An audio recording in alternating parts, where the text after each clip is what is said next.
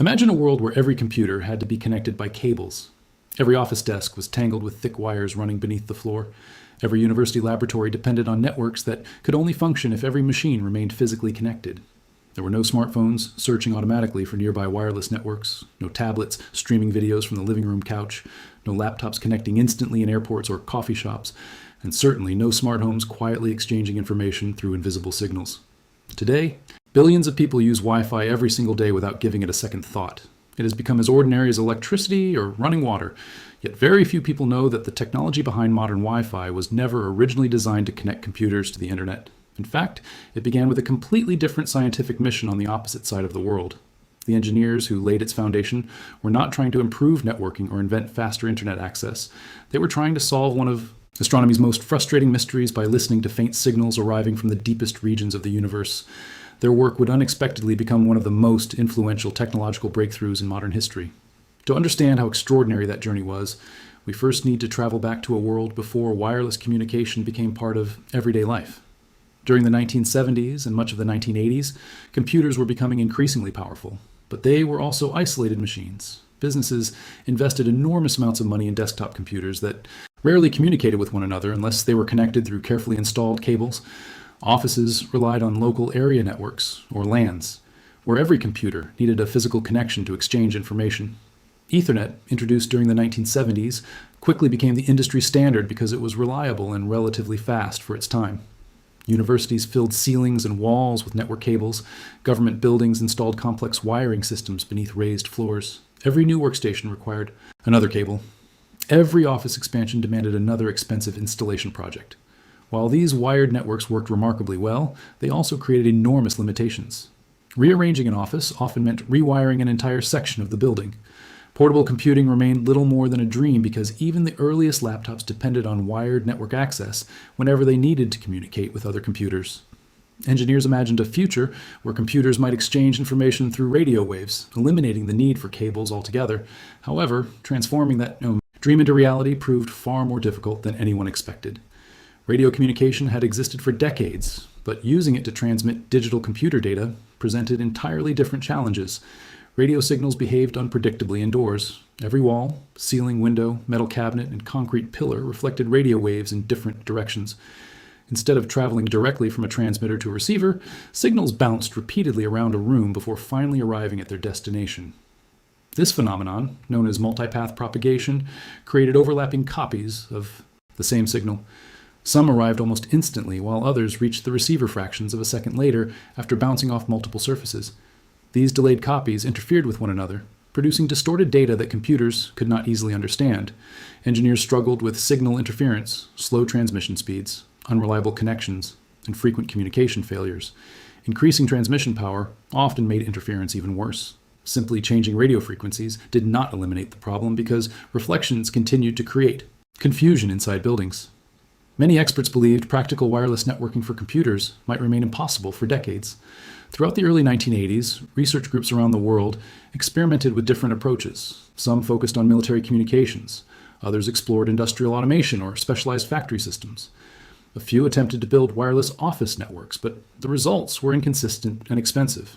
Every breakthrough seemed to introduce another obstacle. Reliable wireless communication remained one of engineering's greatest unsolved puzzles.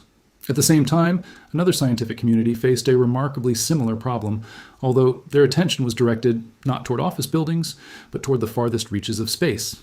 Thousands of miles away in Australia, researchers working for the Commonwealth Scientific and Industrial Research Organization, better known as CSIRO, were investigating the universe using some of the world's most advanced radio telescopes. Established in 1926, CSIRO had earned an international reputation for tackling difficult scientific problems across agriculture, engineering, environmental science, medicine, and astronomy. Unlike many research institutions focused solely on academic discovery, CSIRO encouraged practical innovation that could eventually benefit society in unexpected ways. During the late 20th century, one of its major research priorities involved radio astronomy. Unlike optical telescopes that capture visible light, radio telescopes detect invisible radio waves emitted by stars, galaxies, pulsars, quasars, and black holes, located millions or even billions of light years away. These radio signals carry valuable information about the structure and evolution of the universe, However, they are extraordinarily weak by the time they reach Earth. Detecting them requires extremely sensitive instruments capable of separating genuine cosmic signals from overwhelming background noise. The challenge became even greater because radio waves arriving from distant galaxies rarely traveled directly to the telescope. As they passed through Earth's atmosphere and are reflected from surrounding terrain or atmospheric conditions, they scattered into multiple paths before reaching the receiving antennas. The result looked remarkably similar to the interference problems frustrating wireless communication engineers. Instead of receiving one clean signal from a distant astronomical object, scientists often detected numerous overlapping versions arriving at slightly different times. These distortions blurred important information and reduced image quality, making it much harder to study distant regions of space with precision. Australian researchers understood that solving this problem would require more than simply building larger telescopes. They needed entirely new mathematical techniques capable of reconstructing original signals despite heavy distortion. Throughout the 1980s, several members of CSIRO's radio astronomy team dedicated themselves to developing sophisticated algorithms that could identify, separate, and correct multiple reflected signals. Rather than treating interference as an unavoidable obstacle, they searched for ways to use advanced digital signal processing to remove its effects almost completely. It was an ambitious goal, requiring expertise in physics, engineering, mathematics, and computer science.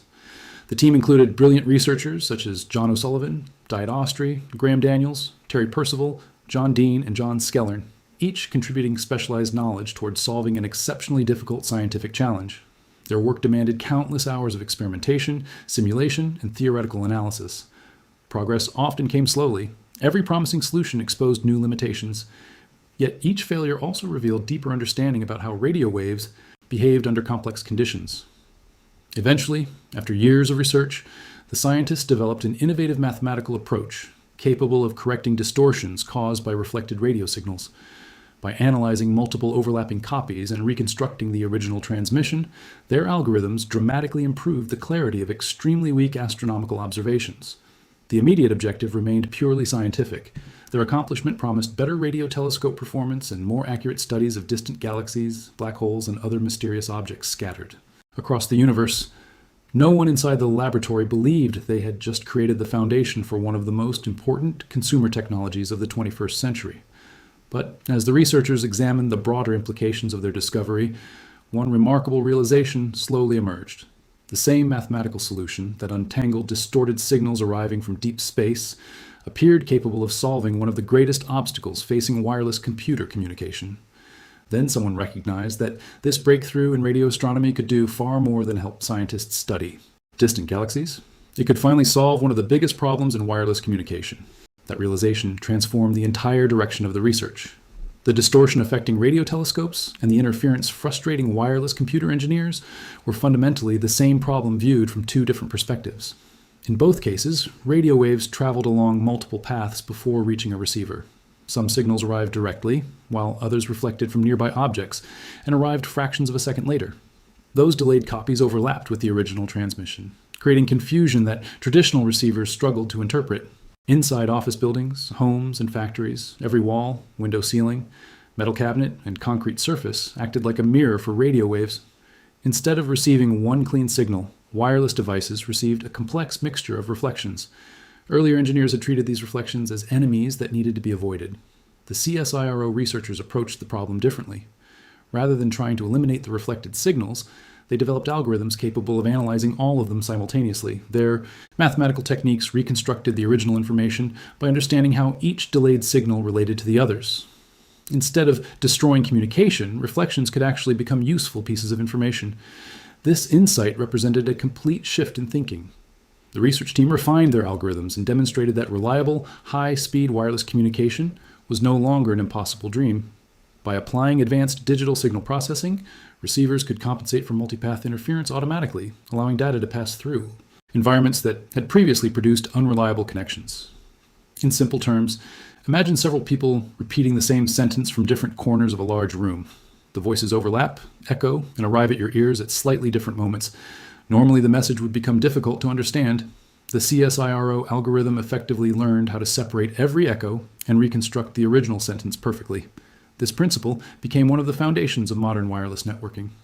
Recognizing the enormous commercial potential of the discovery, CSIRO moved quickly to protect the intellectual property.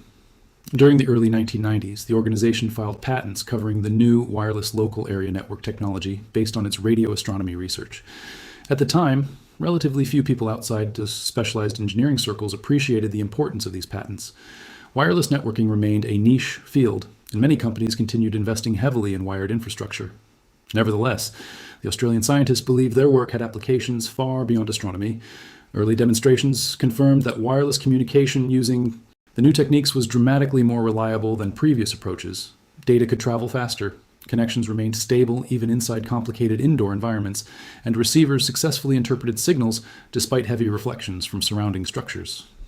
For the first time, wireless networking appeared practical, not merely as an experimental curiosity, but as a technology suitable for everyday use. Around the same period, engineers from many companies and research institutions were working toward a universal wireless networking standard. Rather than creating incompatible systems that could only communicate within a single manufacturer's products, the industry sought a common language allowing devices from different companies to connect seamlessly. This effort eventually became the IEEE 802.11 standard, developed by the Institute of Electrical and Electronics Engineers. The standard evolved through multiple versions, steadily increasing speed, reliability, and compatibility. The signal processing techniques pioneered by the Australian researchers became an essential part of making these standards practical in real-world environments. As companies recognized the value of the technology, licensing agreements began to emerge. Manufacturers developing wireless networking equipment wanted access to the patented innovations because they significantly improved performance. Routers, wireless adapters, laptop computers, and networking hardware increasingly relied on techniques inspired by the CSIRO discoveries. What had begun as a solution for studying distant galaxies was quietly becoming one of the building blocks of modern digital communication. Yet inventing revolutionary technology and convincing the marketplace to adopt it were two very different challenges. During the 1990s, many businesses remained skeptical about replacing dependable wired networks with invisible radio signals. Network administrators worried about security, speed, reliability, and interference. Cables had served organizations well for decades. Why should anyone trust an entirely new approach? The first commercial wireless routers were expensive and relatively slow compared with modern equipment. Installation required specialized knowledge, and many early users experienced occasional compatibility issues as manufacturers refined their products. Even so, the advantages quickly became impossible to ignore. Universities were among the earliest large-scale adopters. Students no longer needed to search for available network sockets inside libraries or lecture halls. Researchers could move freely across campuses while remaining connected to institutional networks. Businesses soon recognized similar benefits. Employees carrying laptop computers could attend meetings without disconnecting from company resources. Conference rooms no longer required complicated wiring projects whenever equipment changed. Warehouses, hospitals, and factories discovered that mobile wireless devices dramatically improved efficiency by allowing workers to access information wherever they happened to be.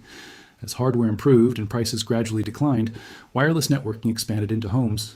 Families that once shared a single desktop computer connected by telephone lines began purchasing laptops capable of moving from room to room while maintaining internet access. Installing a home network no longer required drilling holes through walls or running cables beneath carpets. A single wireless router placed near the broadband modem could provide internet access throughout an entire house. Coffee shops quickly recognized another opportunity. Offering free wireless internet attracted customers who stayed longer, worked remotely, and purchased additional food and drinks. Airports, hotels, libraries, and shopping centers soon followed. Public Wi-Fi hotspots became symbols of convenience and modern life. Travelers expected to open their laptops anywhere in the world and connect almost instantly. By the early 2000s, wireless internet had shifted from luxury to expectation. The arrival of smartphones accelerated the transformation beyond anything industry experts had predicted. Earlier mobile phones focused primarily on voice calls and text messaging, but new generations of internet-connected devices demanded constant access to online services. Wi-Fi offered faster speeds and lower operating costs than cellular data whenever users entered homes, offices, schools, or public buildings. Tablets expanded the trend even further, followed by smart televisions capable of streaming movies without cables. Gaming consoles connected automatically for online multiplayer experiences. Security cameras uploaded video wirelessly. Printers abandoned dedicated network cables. Thermostats, speakers, lighting systems, doorbells, refrigerators, watches, and countless other devices joined what eventually became known as the Internet of Things. Every year, billions of additional devices entered service, all depending on reliable wireless communication. Industry analysts estimated that tens of billions of Wi-Fi enabled devices were operating worldwide, generating hundreds of billions of wireless connections every year across homes, businesses, schools, hospitals, transportation systems, and public infrastructure. What had started as a mathematical solution inside an Australian radio astronomy laboratory now formed part of everyday life for nearly every connected person on Earth. Most users never considered the extraordinary scientific journey hidden behind the simple act of joining a wireless network. Yet, while Wi-Fi spread rapidly across the globe, another story unfolded behind the scenes. As manufacturers earned billions of dollars selling wireless equipment, questions emerged about who owned the underlying intellectual property. The patents developed by the Australian scientists represented some of the most valuable innovations in wireless networking, and protecting those rights would soon lead to one of the largest and most significant patent disputes in the history of modern technology. Few consumers realized that the inventors whose research helped connect the world were about to enter a legal battle against some of the biggest electronics companies on the planet. As Wi-Fi became a standard feature in homes, offices, schools, airports, hotels, hospitals, and nearly every public space, the commercial value of the underlying technology grew at an astonishing pace. By the early 2000s, manufacturers around the world were producing millions of wireless routers, laptop adapters, smartphones, and networking chips every year. Consumers saw only the convenience of connecting to the internet without cables. But behind the scenes, the organizations responsible for the technology's most important innovations were carefully watching the rapidly expanding every year. Consumers saw only the convenience of connecting to the internet without cables. But behind the scenes, the organizations responsible for the technology's most important innovations were carefully watching the rapidly expanding market. Among them was Australia's Commonwealth Scientific and Industrial Research Organisation, or CSIRO. The patents filed years earlier by its researchers covered key techniques that made reliable high-speed wireless communication possible in environments filled with reflected radio signals. As more companies incorporated similar technologies into their products, CSIRO concluded that many manufacturers were using patented inventions without obtaining proper licenses. Rather than remaining a purely scientific institution, CSIRO now found itself protecting intellectual property that had become central to one of the fastest-growing industries in history. Licensing negotiations began with several technology companies, and while some businesses agreed to pay royalties, others challenged the patents or continued selling products without licenses. What followed became one of the largest patent enforcement campaigns ever undertaken by a publicly funded research organization. CSIRO filed lawsuits in the United States against major electronics manufacturers whose wireless products allegedly relied on its patented technology. Some of the world's biggest companies suddenly found themselves facing legal action over technology hidden deep inside their networking hardware. These cases were not about the appearance of a router or the design of a laptop. They focused on the invisible mathematical processes that allowed wireless signals to remain reliable despite echoes and interference. The legal battles lasted for years. Teams of engineers, patent specialists, attorneys, and technical experts examined thousands of pages of evidence explaining exactly how modern Wi-Fi systems functioned. Courtrooms became classrooms, where judges learned about radio waves, signal processing, digital algorithms, and wireless communication standards. Many observers underestimated CSIRO at first, assuming that a government research organization could not compete against multinational corporations with enormous legal resources. Instead, the Australian scientists and their legal teams successfully defended the originality and importance of their inventions. Over time, numerous companies chose to settle the disputes rather than continue lengthy litigation. Licensing. The agreements generated hundreds of millions of dollars in royalties, making the Wi-Fi patents one of the most financially successful technology licensing programs ever created by an Australian research institution. Those funds did more than reward innovation. They helped finance future scientific research across many different fields, creating a cycle in which one unexpected discovery supported the next generation of breakthroughs. Although the patent battles attracted significant attention within the technology industry, the researchers themselves remained remarkably humble. They had never begun their work expecting fame or financial success. Their original objective had simply been to improve radio astronomy by detecting faint signals from distant galaxies. Yet, as the years passed, the world gradually recognized the extraordinary significance of their achievement. John O'Sullivan and his colleagues received numerous awards, honoring their contributions to engineering and communications technology. International organizations acknowledged that their work had fundamentally changed the way humanity connects, communicates, learns, and conducts business. Universities invited them to speak about innovation and scientific curiosity. Engineering societies celebrated their accomplishments. Australia proudly recognized the team as pioneers whose research had influenced billions of lives across every continent. Their story also became a powerful reminder that some of history's greatest inventions emerge from basic scientific research rather than commercial development. When the CSIRO team began studying radio waves from distant astronomical objects, no one asked them to invent wireless networking. No company commissioned the project to improve home internet connections. The researchers simply pursued knowledge, believing that understanding the universe was valuable in its own right. The practical applications appeared only after years of careful investigation and creative thinking. This pattern has repeated throughout history. Technologies that now seem essential often began as solutions to entirely different problems. The laser was once described as a solution, searching for a problem before finding countless applications in medicine, communications, and manufacturing. The global positioning system originated as a military navigation project before becoming indispensable for civilian transportation. Wi-Fi joined that remarkable tradition, proving that curiosity-driven science can reshape civilization in ways nobody initially imagines. Today, the influence of Wi-Fi extends far beyond connecting laptops to the internet. Cloud computing depends on billions of wireless devices constantly exchanging information with remote servers. Streaming platforms deliver movies, music, and live events to homes around the world without physical media. Businesses operate with employees collaborating from different countries through wireless networks.